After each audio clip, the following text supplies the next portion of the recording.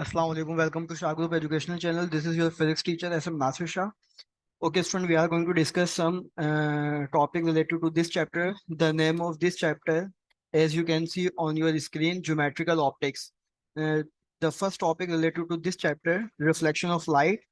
And whenever we talk about the reflection of light, first of all, we will have to discuss the basic definition of reflection of light, as you can see on your screen. Okay, when light strike the surface of a medium and bounce back into the same medium. Student, सबसे पहले तो मैं आपको medium के बारे में बता दूं कि ये मीडियम का जहां जहां जिक्र आएगा ये मीडियम होता क्या है। अच्छा, मीडियम के अगर हम लफ्जी मीनिंग देखें, जो कि मैं स्क्रीन पर लिख रहा हूँ, आप देख सकते हैं। रास्ते के होते हैं। अब मीडियम का जो रास्ता है वो सॉलिड फॉर्म में भी है, लिक्विड फॉर्म में भी है और गैस फॉर्म में भी है। सही है, यानी कि जहाँ पर मेरे पास गैस है तो गैस का मतलब क्या है यहाँ पर, क्योंकि this is the part of the matter. Solid है तो this is the part of the matter, and liquid है तो this is also the part of the matter. तो ये मीडियम डिपेंड करेगा कि what we have the medium on that time. So when light strike the surface of medium and bounces back into the same medium, जब light किसी भी medium की surface से strike करे, टकराए और बाउंस बैक हो जाए, वापसी रिटर्न हो जाए उसी सेम मीडियम में। लेट सपोज हमारे पास जो है एक प्लेन मिरर है, और प्लेन मिरर एक साइड से पॉलिश्ड होता है और एक साइड से अनपॉलिश्ड होता है। इसमें क्या होता है कि हमारी आंखों से जो रेज एमिट हो रही होती हैं और इल्यूमिनेट रूम में या कोई इल्यूमिनेट जो भी हमारे पास अवेलेबल स्पेस है, जब लाइट रे जाती है और स्ट्राइक करके वापसी आती है, तो अब आप देखें एयर हमारे पास मीडियम है, उस प्लेन मिरर और हमारे दरमियान जो मीडियम एग्जिस्ट कर रहा है वो एयर है। और एयर बेसिकली क्या है? अगर मैं आपसे क्वेश्चन करूं कि what do you know about air, so you will have to give answer air is the combination of different gases. तो एयर एक्चुअली डिफरेंट गैसेस का ही मजमूआ है, जिसमें नाइट्रोजन भी शामिल है, ऑक्सीजन भी शामिल है, सही है, हाइड्रोजन भी शामिल है। डिफरेंट गैसेस जो है वो एग्जिस्ट कर रही हैं, उसके अंदर कार्बन डाइऑक्साइड गैस शामिल है।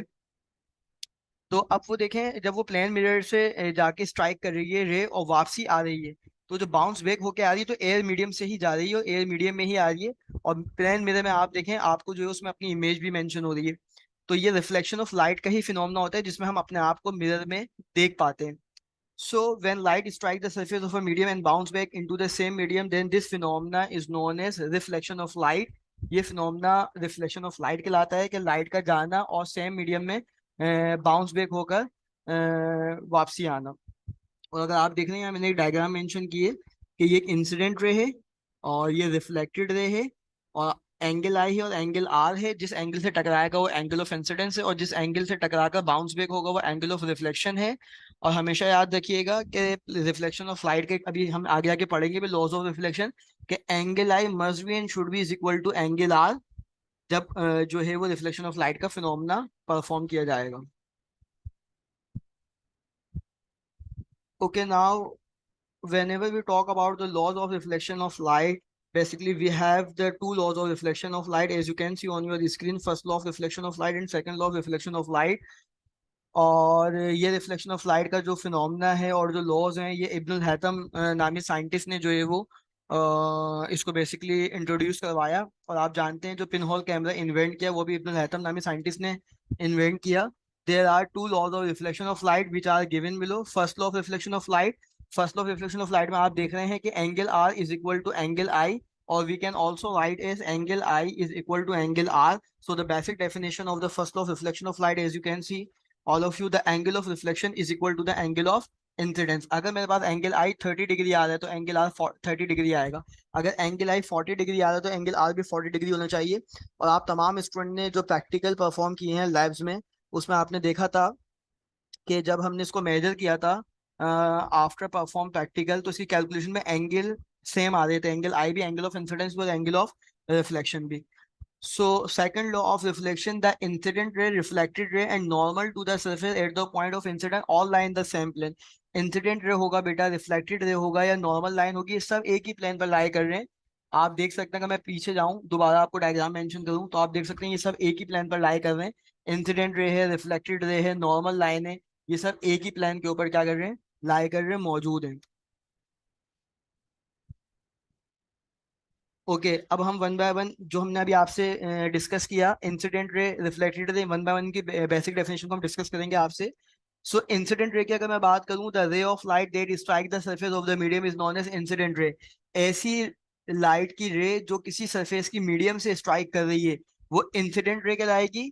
और जब after the phenomena of reflection, reflection के बाद लाइट रे किसी मीडियम से टकराने के बाद, the ray of light that is sent back into the same medium, वो वापसी बैक हो रही है, कम बैक हो रही है अपने सेम मीडियम में, तो वो रिफ्लेक्टेड रे कहलाएगी।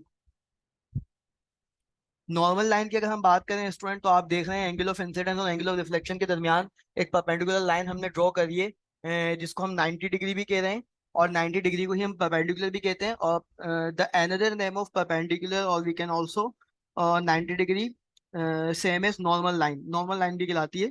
सो perpendicular line on the reflecting surface at the point of incident incidence that form an angle of 90 degree with it known as normal to the surface, surface की normal line कहलाएगी। Angle of incidence की बात कर रहे हैं कि the angle between the incident ray and the normal to the surface at the point of incidence is called angle of incidence. जिस angle से लाइट रे स्ट्राइक कर रही है वो उसका एंगल ऑफ इंसिडेंस कहलाएगा। टकराने वाला जाविया कहलाएगा, टकराने का एंगल कहलाएगा, स्ट्राइकिंग एंगल कहलाएगा, जिसको हम एंगल आई से डिनोट कर रहे हैं। एंगल ऑफ रिफ्लेक्शन, जिस एंगल से वो रिफ्लेक्ट करके कम बैक हो रहा है, the angle between the reflected ray and the normal to the surface at the point of incidence is called the angle of reflection, reflected angle कहलाएगा, angle R. Okay student, spherical mirror की अगर हम बात करें तो आपने अक्सर देखा होगा जितने भी व्हीकल्स हैं, कार हैं, बसेस हैं, बाइक्स हैं, मोटर बाइक्स हैं, इन सब के साइड ग्लासेस होते हैं, तो वो एक्चुअली स्फेरिकल मिरर ही होते हैं। So a spherical mirror is a section of a hollow sphere. Spherical mirror actually है क्या? एक सेक्शन है होलो स्फीयर का, whose one side is polished for reflection, और रिफ्लेक्शन के लिए एक साइड पॉलिश होती है। अगर सर पॉलिश सरफेस ना हो तो ये फिर मिरर से हटकर लेंस बन जाएगा, लेंस में ट्रांसपेरेंट होता है जिसमें आप आर पार देख सकते हैं। A spherical mirror is a section of a hollow sphere whose one side is polished for reflection. So what we have the type of spherical mirror, we have the basically two types of spherical mirror as you can see on your screen. Concave mirror, जिसका दूसरा नाम हम converging mirror भी कहते हैं, क्योंकि इसके जो फोकस पॉइंट से जब तमाम रेस गुजरती हैं तो वो एक जगह पर जाके कन्वर्ज हो जाती है, मर्ज हो जाती है, जिसकी वजह से इसको कन्वर्जिंग मिरर भी कहते हैं। कॉन्वेक्स मिरर है, डाइवर्जिंग मिरर कहलाता है। जब वो फोकस से गुजरती हैं तमाम रेस तो वो डाइवर्ज हो जाती है, एक पॉइंट पे कन्वर्ज नहीं हो पाती, जिसकी वजह से वो डाइवर्जिंग मिरर कहलाता है। सो कॉन्केव मिरर की बेसिक डेफिनेशन आप देख सकते हैं कि the spherical mirror which has inner surface polish for reflection. Spherical mirror का बेटा इनर सरफेस पॉलिश रखी जाती है रिफ्लेक्शन के लिए, इसलिए इसको हम कॉन्केव मिरर से जानते हैं।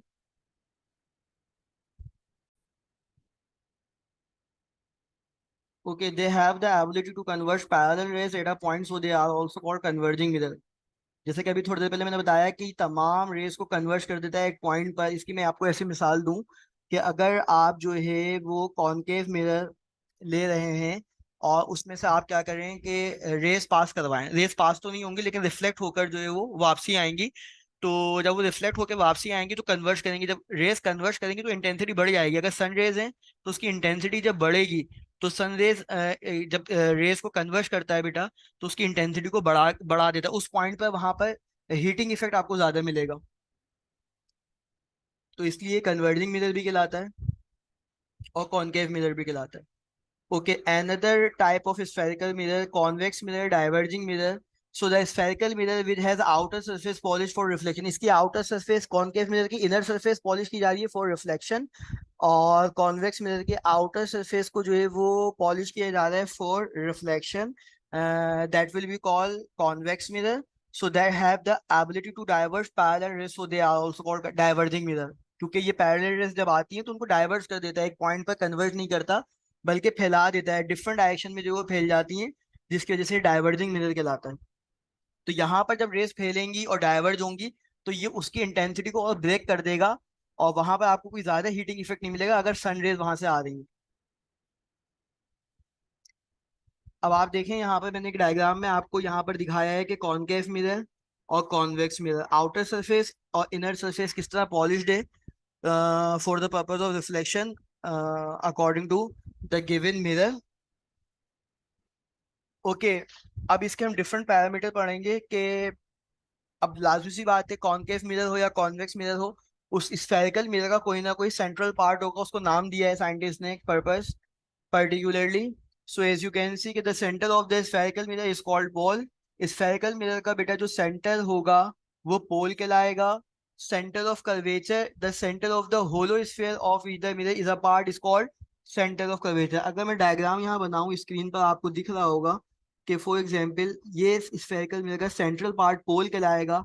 और अगर ये इसका सेंटर है, अगर मैं इसका कर्वेचर को कंप्लीट करूं बेटा, तो इसका जो अगर ये सेंटर है तो ये सेंटर ऑफ कर्वेचर कहलाएगा. और रेफरेंस लाइन जो हमने पास की है स्फेरिकल मिरर से, वो क्या कहलाती है? प्रिंसिपल एक्सिस कहलाती है. The straight line passing through the centre of curvature and the pole of the mirror is called principal axis. Principal focus की बात करें, थोड़ी देर पहले डिस्कस किया आपसे अभी कि अगर किसी एक पॉइंट से तमाम rays after reflection of the mirror, concave mirror और we can say also convex mirror, तो अगर फोकस से तमाम रेज गुजर रही हैं और एक पॉइंट पर आके गुजर रही हैं, तो वो पॉइंट बेसिकली जिस पॉइंट से तमाम रेज गुजरती हैं वो फोकस कहलाता है. The ray coming parallel to the principal axis after reflection converges to or diverges from a point which is called principal focus. So the center point between center of curvature and pole is called principal focus. दोनों definition है, both are same और both are same meaning. It's up to you कि आप क्या paper में लिखते हैं, जो बेहतर लगे वो लिख लीजिएगा. फोकल लेंथ की अगर मैं बात करूं तो फर्स्ट कर लेंगे, एक डायग्राम है मेरे पास कॉनकेव मिरर की. ये ऑब्जेक्ट है, ये रेज गई, ये रेज गई और यहाँ इमेज बन गई. ये फोकस है. फोकस से लेके पोल तक का फासला फोकल लेंथ. ऑब्जेक्ट से लेकर पोल तक का फासला ऑब्जेक्ट डिस्टेंस. इमेज से लेकर पोल तक का फासला इमेज डिस्टेंस. फोकल लेंथ को एफ से डिनोट करते हैं, ऑब्जेक्ट डिस्टेंस को पी से डिनोट करते हैं और इमेज डिस्टेंस को इस फ्रंट क्यू से डिनोट करते हैं. और these are all the factor focal length, pole and image distance and object distance measured in centimeter, always be measured in centimeter. So the definition of focal length, the distance between the principal focus and the pole of the mirror is called focal length. It is half of the radius of curvature. देखिए एक नई चीज भी है कि एक तो वो डिस्टेंस हो गया जो फोकस से लेकर पोल तक का फासला है बेटा, वो फोकल लेंथ है. और इसकी एक और डेफिनेशन है कि half of the radius of curvature, यानी कि r upon 2 is equal to f. और we can also write as r is equal to 2f. तो देखें डिफरेंट डेफिनेशन बन रही है बाय यूजिंग द फॉर्मूला के twice of the focal length it is also we call radius of curvature और half of the radius of curvature it is said to be focal length. बिल्कुल ये इसी तरह है, बचपन में आप पढ़ते थे कि half of the circle it is said to be diameter और half of the diameter it is said to be radius. Okay, radius of curvature की अगर हम बात करें, so the distance between the centre of curvature and the pole is called radius of curvature. वो distance जो curvature और pole के दरमियान है वो रेडियस ऑफ कर्वेचर आर कहलाएगा.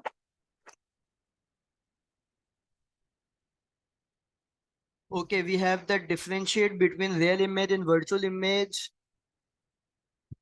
So the first point of real image, a real image can be obtained on a screen. हमेशा याद रखिएगा, मिरर में अगर आप फ्रंट ऑफ द मिरर खड़े हुए हैं और आप अपने आप को देख रहे हैं तो वो एक्चुअली क्या है? रियल इमेज है. और वर्चुअल इमेज की बात करें तो virtual image can not be obtain on A screen. Virtual image screen पर अपेयर नहीं होती. It is always inverted. Inverted का मतलब क्या है सर? इन्वर्टेड का मतलब ये होगा कि अगर आप फ्रंट ऑफ द मिरर खड़े हुए हैं तो आपका राइट हैंड आपको लेफ्ट फील होगा और लेफ्ट हैंड आपका राइट दिखेगा. इसकी और आसान मिसाल दे दूं मैं आपको कि अगर आप जो है वो बुक, एक बुक लें जिस पर राइटिंग मौजूद हो, कोई ना कोई कॉपी ले ले, राइटिंग मौजूद होनी चाहिए. जब आप उसको मिरर के साथ रखेंगे तो आप देखेंगे उसकी जो राइटिंग है वो आपको इन्वर्ट दिखेगी, पलटी हुई दिखेगी. तो अक्सर आपने एम्बुलेंस पे देखा होगा, लिखा हुआ होता है अपोजिट, लिखा हुआ होता है, उल्टा करके लिखा हुआ होता है फोकस बढ़ाने के लिए. तो वो एक्चुअली मिरर इमेज कहलाते हैं, मिरर राइटिंग कहलाती है. सही है बेटा. तो इट इज ऑलवेज इन्वर्टेड और it is always erect. It is form when rays actually meet at a point. It is form when rays appear to meet at a point. It is formed by actual intersection of reflected rays. It is formed by imaginary intersection of reflected rays. Virtual image में हमेशा imaginary point को हम draw करके फिर उसकी image को form करते हैं. So it is form by, क्योंकि फ्रंट ऑफ द मिरर यहाँ बन रहा है, वहां बिहाइंड द मिरर इमेज बन रही होती है, तभी दिखती नहीं है हमें. So it is formed by concave mirror and convex lens. It is formed by all types of mirror and lenses. Virtual image हमेशा all type of mirror और lenses से जो है वो बन सकती है। रियल इमेज हमेशा जो है वो कॉनकेव मिरर और कॉन्वेक्स लेंस से बनेगी, जिसको भी हम आगे फर्दर डिस्कस कर लेंगे डिटेल में। कॉनकेव मिरर और कॉन्वेक्स मिरर की बात करें, सो अभी आपने पढ़ा थोड़ी देर पहले, its inner surface is reflecting और its outer surface is reflecting, it converges parallel rays of light, it diverges parallel rays of light. जो कॉन्सेप्ट अभी पढ़ा थोड़ी देर पहले हमने बेसिक डेफिनेशन में, उसी को हमने पॉइंट में डिस्ट्रीब्यूट कर दिया है, तो डिफरेंशिएट बन जाएगा ये। It produces real as well as virtual image. Concave mirror real के साथ साथ वर्चुअल भी बनाता है, जहन में रखिएगा। जबकि हमारे पास convex mirror always produce virtual image. So the size of the image can be small as well as large in concave mirror, and the size of the image is always small in convex mirror. तो its focal length is taken will be positive. Concave mirror की focal length हमेशा positive लेते हैं, जबकि convex mirror की focal length को हमेशा negative consider किया जाता है। अब देखें, आपके सामने डिफरेंट ऑब्जेक्ट रखे जा रहे हैं कि अगर मेरे पास ऑब्जेक्ट जो है वो इन्फिनिटी पर हो तो नेचर क्या होगी, रियल होगा, डिमिनिश्ड होगा, इन्वर्टेड होगा। पोजीशन ऑफ द इमेज क्या होगी, फोकस पे बनेगी। मैं आपको डायग्राम भी दिखाऊं इसकी। ये देखें बेटा, पहली इमेज आप देख रहे हैं कि ऑब्जेक्ट कहाँ से, इन्फिनिटी से आ रहा है, मीन सन रेज है। जब सन रेज है तो इमेज कहाँ बन रही है, फोकस पे बन रही है और डिमिनिश्ड है। आप देख लें, चांद, आपको इतना बड़ा चांद है, आप देखें चांद को, मून देखें, सन देखें, सही है, स्टार्स देखें, स्टार्स तो बहुत ही बड़े हैं और बहुत दूर हैं। लेकिन सन को देख लें, सन भी सबसे बड़ा प्लैनेट है, लेकिन सन से बड़े बड़े प्लैनेट और भी मौजूद हैं। तो आप देखेंगे आपको दूर से बहुत ज्यादा छोटे दिखते हैं, इसलिए जो भी रेस इन्फिनिटी से आएगी बेटा, उसकी इमेज जो है वो डिमिनिश्ड हो जाएगी, छोटी हो जाएगी। अगर ऑब्जेक्ट जो है वो बियॉन्ड कर्वेचर होगा, नेचर रियल होगी, size of image small, orientation inverted और position of the image between focus and curvature. Object को अगर मैं कर्वेचर पर रख दूंगा स्टूडेंट, तो image real, equal in size, यानी कि जैसा ऑब्जेक्ट होगा वैसे इमेज मिलेगा, 8 कर्वेचर पे इमेज बनेगी। बिटवीन कर्वेचर एंड फोकस है, रियल है, लार्ज है, इन्वर्टेड है, बियॉन्ड कर्वेचर है, 8 फोकस है। अब देखें, इन्फिनिटी पर था ऑब्जेक्ट, इमेज कहाँ बनी थी, फोकस, ये उसका अपोजिट है। फोकस पर ऑब्जेक्ट है, इमेज कहाँ बनेगी, इन्फिनिटी पे बनेगी, एक्सट्रीमली लार्ज, इन्वर्टेड। फोकस और पोल के दरमियान में है, वर्चुअल बनेगी, highly magnified, erect behind the mirror. ये डिफरेंट ऑब्जेक्ट हैं, डिफरेंट ओरिएंटेशन है, डिफरेंट साइजेस हैं और डिफरेंट जो है वो basically position of the image. Image formed by a convex mirror. The image formed by a convex mirror is always a virtual erect image which is smaller in size than the object and formed behind the mirror, जो हमने अभी थोड़ी देर पहले आपसे discuss किया। Mirror formula क्या होता है student, relation between the distance of object, distance of image and focal length.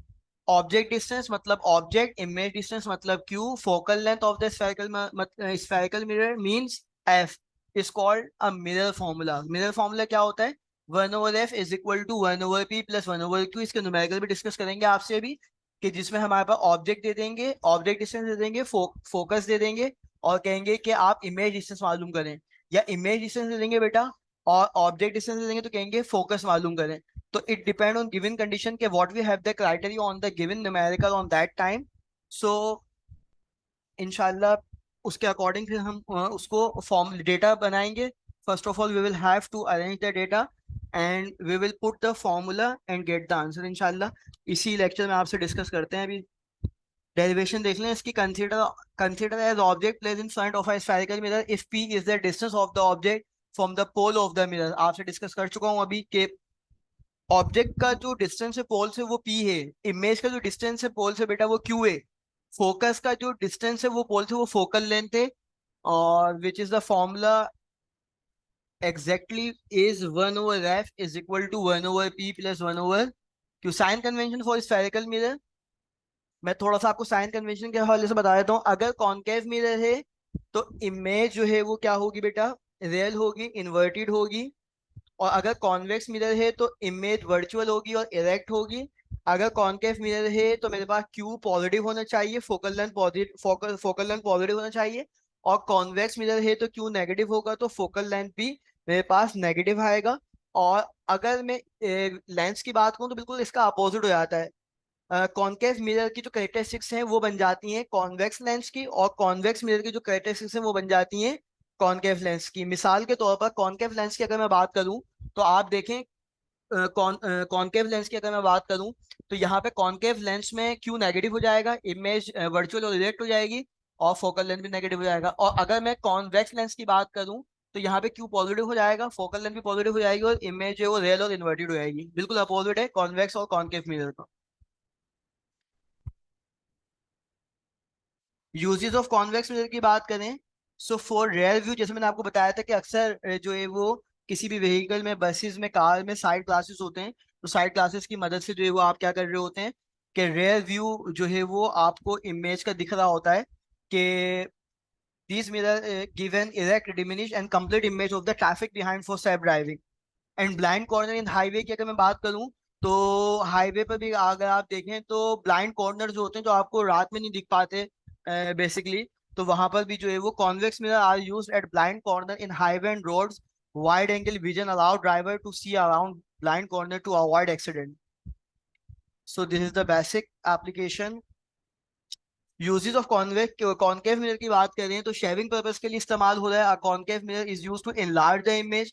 Microscope के लिए इस्तेमाल हो रहा है। Concave mirror is use to in a microscope to illuminate object. Telescope के लिए इस्तेमाल हो रहा है। माइक्रोस्कोप पता है ना आपको, जो है वो आप लैब में यूज करते हैं बायोलॉजी के अंदर। टेलीस्कोप आप देखें, एस्ट्रोनॉमिकल जितने भी प्लैनेट्स हैं, चाहे सन है, मून है, स्टार्स हैं, उनको देखने के लिए आप एक डिस्टेंट ऑब्जेक्ट को देखने के लिए आप इस्तेमाल कर रहे होते हैं। तो इन तमाम चीजों में बेटा ये इस्तेमाल हो रहा है। In certain headlight, concave mirror is use in certain headlight of automobile. In medical examination की अगर मैं बात करूं, ऑप्थेल्मोस्कोप भी कहलाता है। Doctor are used concave mirror for the examination of the air, nose, throat and eye of the patient. So dentist also used concave mirror for the examination of the tooth. Okay, reflection of light की बात करें तो basically reflection of light and reflection of light, actually these are the opposite to each other. एक दूसरे के बिल्कुल opposite है। Reflection में क्या होता है बेटा कि रिफ्लेक्शन में लाइट रे इंसिडेंट कर रही है, और इंसिडेंट करने के बाद कम बैक हो रही है सेम मीडियम में। जबकि रिफ्लेक्शन में लाइट रे इंसिडेंट हो रही है और कम बैक नहीं हो रही है, मतलब अनपॉलिश सरफेस है, और उसी मीडियम के अंदर इन होने के बाद फिर बाहर की तरफ जा रही है। सो when a ray of light travel from one medium into another medium, its velocity as well as its direction both changes. This phenomena is known as reflection of light. We have the three, actually 3 point, as all of you know. As you can see on your screen, if light travel from rarer to denser medium, it bend toward a normal and velocity degree। याद रखिएगा, जब फर्ज कर ले एक lens मेरे पास मौजूद है, एक शीशा मौजूद है मेरे पास, और ट्रांसपेरेंट है, अनपॉलिश सरफेसेस हैं दोनों, लाइट रे एयर मीडियम से जब लेंस में दाखिल होगी तो एयर क्या है, हल्का मीडियम है, और लेंस क्या है, भारी मीडियम है। यानी कि एयर की डेंसिटी कम है और लेंस की डेंसिटी ज्यादा है। तो इसका मतलब ये हो गया कि जो नेचर लाइट की एयर की मौजूदगी में है, तो लेकिन जब वो डेंसर मीडियम में जाएगा तो अपने डायरेक्शन को भी चेंज करेगा। इसकी मिसाल मैं ऐसे लूं कि आप देखें, आपने बचपन में कभी अगर इस तरह खेला हो कि आप बाल्टी में पानी ले लें और उसमें स्टोन डाल दें, सही है। अब आपको जहां पर वो स्टोन दिख रहा है वो एक्चुअली वहां पर है नहीं, क्योंकि आप जो देख रहे हैं, आपके आई से जो रेज आ रही हैं वो एयर मीडियम से फिर किस में जा रही है, पानी। पानी क्या है, डेंसर मीडियम है। पानी की डेंसिटी ज्यादा है, एयर की डेंसिटी कम है। अब रेयर मीडियम से, हल्के मीडियम से डेंसर मीडियम में जब रे एंटर हो रही है बेटा, तो अब आप देखें वो अपनी जो पोजीशन है उसकी जाने की, उसको वो क्या कर लेगा, डायरेक्शन चेंज कर लेगा। तो अब आप जब बाल्टी में पानी में हाथ डालेंगे तो आपको दिखेगा कि जहां वो स्टोन दिख रहा है वहां है नहीं। थोड़ा सा आप आगे करेंगे हाथ को या थोड़ा सा पीछे करेंगे तो वो आप उस स्टोन को उठा पाएंगे। फिर आप देखें, आप अपने हाथ को पानी में डाले हुए हैं, अब आप आधे हाथ को आप पानी से बाहर देख रहे हो और आधे हाथ को आपको ऐसा लगेगा आपका आधा हाथ जो है वो अलग हुआ है, थोड़ा हटा हुआ है। आपने प्रैक्टिकल किया होगा लैब में, स्कूल में, जो भी टीचर, जिस टीचर ने आपको प्रैक्टिकल कराया होगा, तो आपने ग्लास स्लेब लिया होगा। ग्लास स्लेब के फ्रंट के ऊपर आप पेंसिल रख के देखें, आपको पेंसिल ग्लास स्लेब के बाहर से आपको ऐसे दिखेगी कि ये हाफ पेंसिल जो है वो अलग हुई है और हाफ अलग। उसकी वजह ये कि लाइट जब रेयर मीडियम से डेंसर में जा रही है तो नॉर्मल की तरफ क्या हो रही है, बैंड हो रही है, और जब वो डेंसर मीडियम से रेयर में जा रही है तो वो नॉर्मल की तरफ क्या हो रही है, अवे हो रही है। So if light travel from rare to denser medium, it bend toward normal and velocity decreases. If light travel from denser to rarer medium, it bend away from normal and velocity increases. So change in speed is due to the change in wavelength, but the frequency of light remains same. याद रखिएगा frequency हमेशा same रहती है और velocity और wavelength में क्या आ रहा है, change आ रहा है according to given condition. Diagram आप देख सकते हैं, मैंने ग्लास स्लैब की बात करी थी. ग्लास स्लैब के अंदर जो है वो देखें एंगल ऑफ इंसिडेंस है, फिर रेयर मीडियम से डेंसर मीडियम में जा रहा है, फिर बाहर की तरफ आ रहा है. तो देखें ये जो अंदर वाली कंडीशन है इसमें लाइट रे नॉर्मल की तरफ बेंड हो रही है, लेकिन अब ये बाहर जा रहा है तो लाइट रे नॉर्मल से क्या हो रही है, अवे हो रही है. लॉज ऑफ रिफ्लेक्शन की बात करें, reflection of light follow two laws which are given below. The incident ray, the refracted and the normal at the same point of the incident all lie in the same plane, and the ratio of the sine of angle of incident to the sine of angle of reflection for the given medium is constant, and it is also called refractive index. Her material का refractive index अलग होता है student. कि अगर मैं बात करूं diamond की, उसका रिफ्रैक्टिव इंडेक्स अलग है. ग्लास स्लैब की बात करूं, उसका रिफ्रैक्टिव इंडेक्स अलग है. पानी की बात करूं तो उसका रिफ्रैक्टिव इंडेक्स अलग है. तो it depend on given condition के what we have the material on that time, and all the material have on refractive index according to given their nature. Snell's जो है वो साइंटिस्ट का नाम है, और इस लो को स्नेल्स लो ने पेश किया इसलिए by the name of scientist. जो है वो इनका पूरा नाम था विल ब्रॉड स्नेल करके. 1621 में इन्होंने पब्लिश किया. जो है वो it states that the ratio of the sine of the angle of incident to the sine of the angle of reflection for the given medium is constant. So refractive index, whenever we will find out the refractive index of the given material of the given object, on that time we will have to use n is equal to sine angle I and sine angle R. Okay जिस तरह हमने angle of incidence बात किया था reflection of light का, और angle of reflection हमने discuss किया था रिफ्लेक्शन ऑफ लाइट का, सिमिलरली एंगल ऑफ इंसिडेंस जो है वो रिफ्लेक्शन के फिनोमेना भी होगा, और एंगल ऑफ रिफ्लेक्शन में जो है उसका एंगल भी देखा जाएगा कि क्या वो है. तो वहाँ angle I must be and should be is equal to equal, but यहाँ पर चेंज होगा, एंगल सेम नहीं होगा. The angle between the incident and the normal to the surface at the point of incidence is called angle of incidence, and the angle of reflection same. The angle between the reflected ray and the normal to the surface at the point of incidence is called angle of reflection. आपको याद होगा आपने जो है उसको बकायदा practical के दरमियान जब आपने इस प्रैक्टिकल को परफॉर्म किया था, तो उसके बाद इसके एंगल भी जो है वो प्रॉपर आपने प्रोटेक्टर के थ्रू डी के थ्रू जो है वो कैलकुलेट किए थे और मेजर किया था. देखें रिफ्रैक्टिव इंडेक्स का फॉर्मूला मेंशन किया है मैंने. फॉर्मूला वही है साइन एंगल आई. अगर एंगल गिवन है तो रिफ्रैक्टिव इंडेक्स का formula sine angle I upon sine angle R. और अगर मेरे पास speed of light in vacuum तो हमें याद ही है 3 × 10⁻⁸ होता है. जबकि speed of light in medium, अगर मुझे speed of light in medium दे दें तो speed of light in vacuum और एयर में खुद रख के रिफ्रैक्टिव इंडेक्स फाइंड आउट कर सकता हूँ. तो it depend on given condition कि अगर हमें एंगल दिया होगा तो हमें क्या चूज करना है फॉर्मूला, और अगर हमें मीडियम की वैल्यू दी हुई है स्पीड ऑफ लाइट की मीडियम की, तो हमें फॉर्मूला क्या चूज करना होगा. It has no unit due to the ratio of same physical quantity. Refractive index की स्टूडेंट कोई यूनिट नहीं है. टोटल इंटरनल रिफ्लेक्शन की अगर हम बात करें, so when of angle of incidence become greater than the critical angle which is equal to actually 90 degree. 90 degree होता है critical angle. Then no reflection take place and the whole beam reflected back internally. This is called the total internal reflection. Let's say एक container है, container के अंदर पानी है, कोई object है, उससे रेज जब पास हो रही है तो वो फर्ज कर लें कि ये रे जब पास हो रही है स्टूडेंट, तो हमें अंदर से बाहर का दिख रहा है. लेकिन अगर मैं अंदर की पोजीशन इस तरह सेट करूं कि ये रे बजाय पास होने के टोटल इंटरनल रिफ्लेक्शन कर जाए, तो फिर ये surface of the layer of the water, given water मेरे पास क्या बन जाएगी, मिरर की फॉर्म बन जाएगी, इमेज दिखेगी. और मैं आपको बता दूं थोड़ा सा, प्लेन मिरर जिसमें आप जो है वो फ्रंट ऑफ द मिरर खड़े होकर अपने आप को देख सकते हैं स्टूडेंट. तो सबसे पहले जो साइंस के एतबार से अगर आप देखें तो मिरर को फॉर्म किया गया, तो सबसे पहले पानी में इंसान ने अपनी तस्वीर को देखी. क्योंकि जब सन रेज पानी के ऊपर पड़ती हैं तो एक डिफरेंट एंगल पर अगर क्रिटिकल एंगल अप्रोच हो रहा है, वही टोटल इंटरनल रिफ्लेक्शन कंडीशन बन रही है, तो पानी किसी कंडीशन पर जो है वो मिरर की फॉर्म में बनता है, और आपको उसमें अपनी पानी की सतह के ऊपर बाकायदा अपनी इमेज दिख रही होती है. सही है, अब आपको जो है वो अपनी उसमें इमेज दिख रही होती है.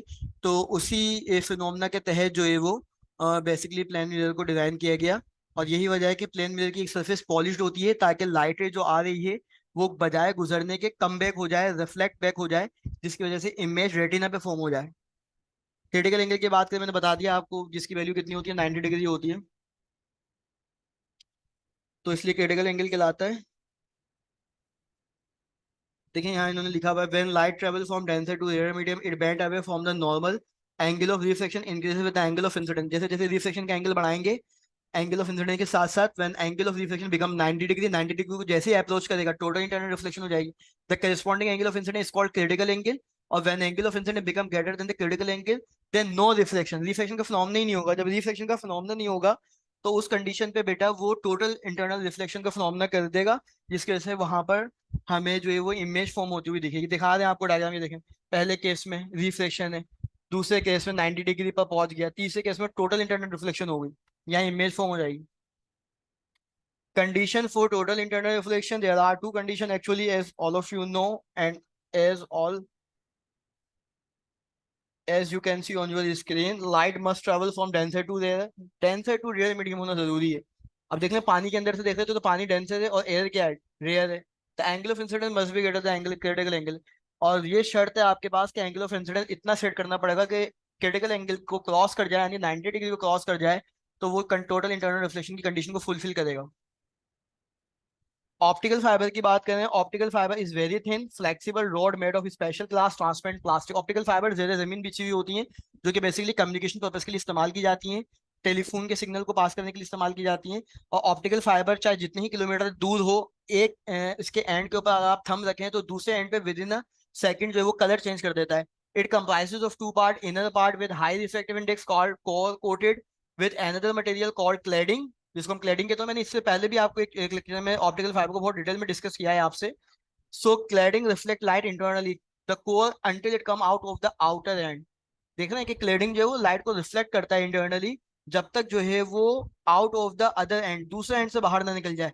Although some light is absorbed by the fibre it come out almost as bright as it goes in, even if the fibre is several kilometre long. अभी मैंने आपको बताया कि जितने किलोमीटर जो है वो ये लंबी तार हो, रिफ्लेक्शन ऑफ लाइट का फिनोमेना होगा।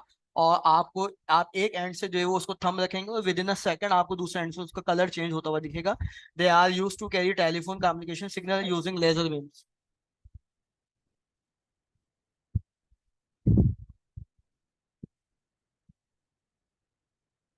ओके, प्रिज्म की अगर मैं बात करूं स्टूडेंट, तो it is a transparent body.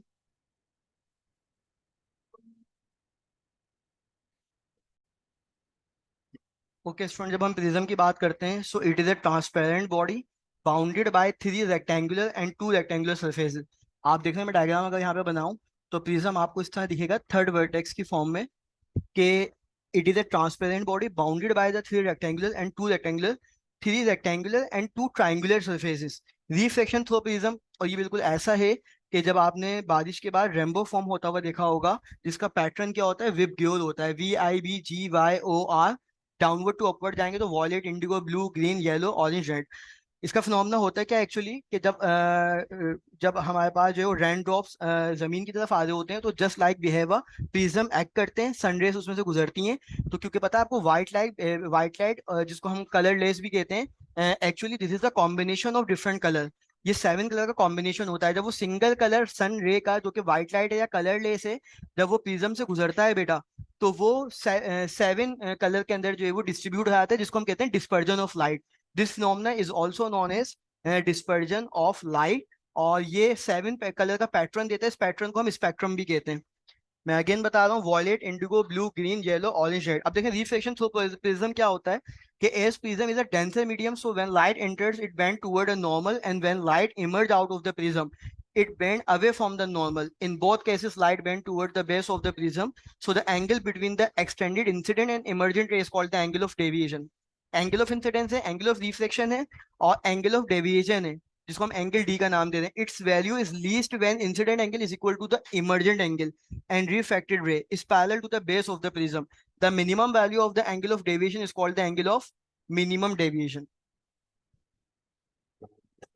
आपको डायग्राम दिख रही है, इंसिडेंट रे है, लाइट रिफ्लेक्ट कर रही है, नॉर्मल की तरफ बेंट हो रही है, फिर अब कंडीशन क्या हो रही है, जब डेंसर से रेयर की तरफ जा रहा है, तो लाइट का इस तरह हमारे पास जो है वो पैटर्न स्क्रीन पर आप देख सकते हैं angle of incidence, angle of reflection और एंगल ऑफ डेविएशन, जो कि इमर्जेंट एंगल के अकॉर्डिंग बनाया जा रहा है. Okay, student, we have the MCQ related to this topic.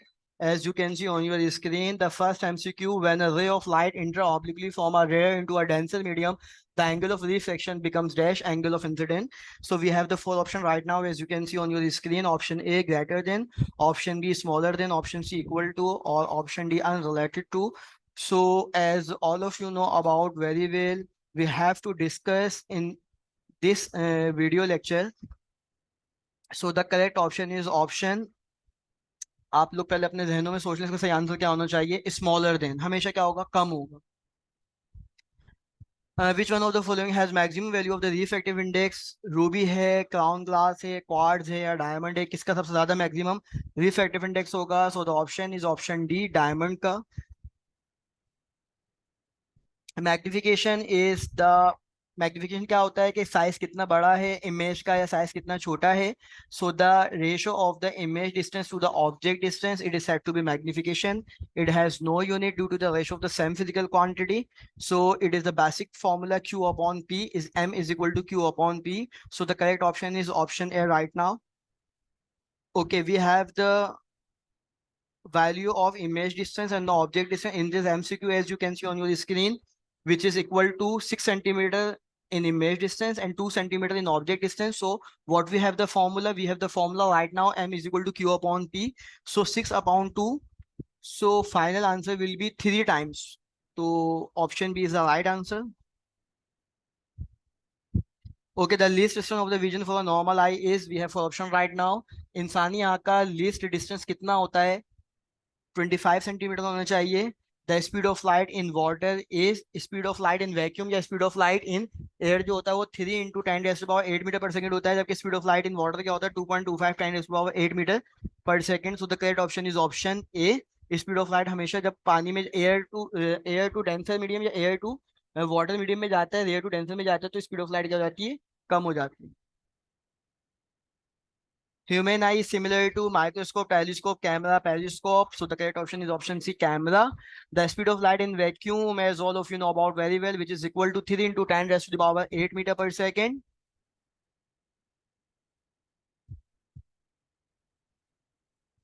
A convex lens is thinner at the center, thicker at the center. A diverging lens plane throughout. So the correct option is option B, thicker at the centre, जो कि आपसे अभी से discuss किया हमने इसी topic, इसी video lecture में.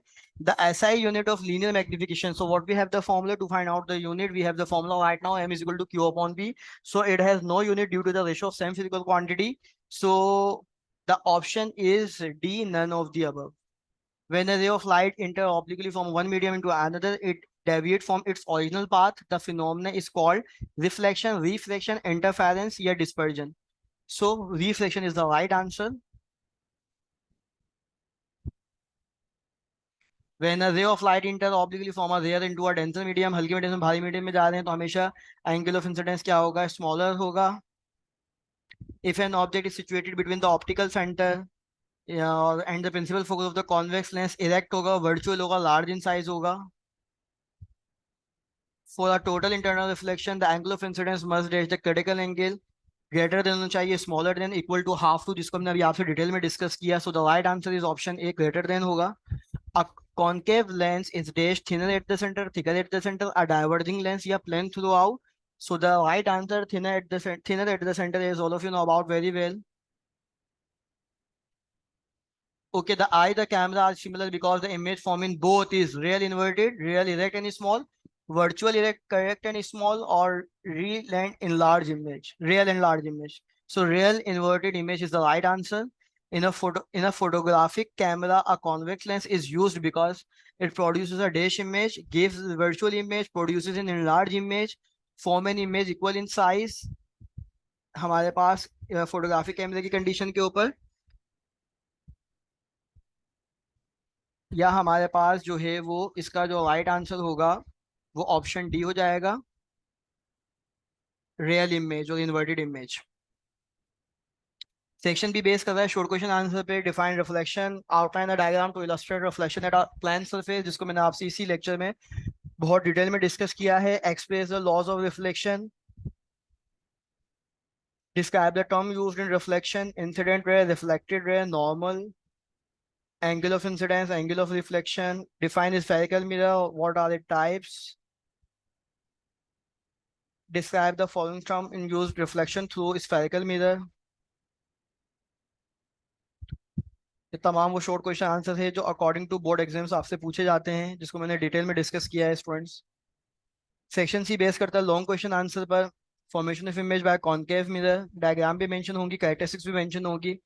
Total internal reflection long question answer पे बेस कर रहा है, जिसकी डिटेल देंगे आप, डायग्राम मेंशन करेंगे। Thank you for watching. I hope कि आज का लेक्चर आपको अच्छे से क्लियर हुआ होगा। शाह ग्रुप एजुकेशन चैनल को लाइक करें, सब्सक्राइब करें। Sir S M Nasir Shah को दुआ में याद रखें। अल्लाह हाफिज़।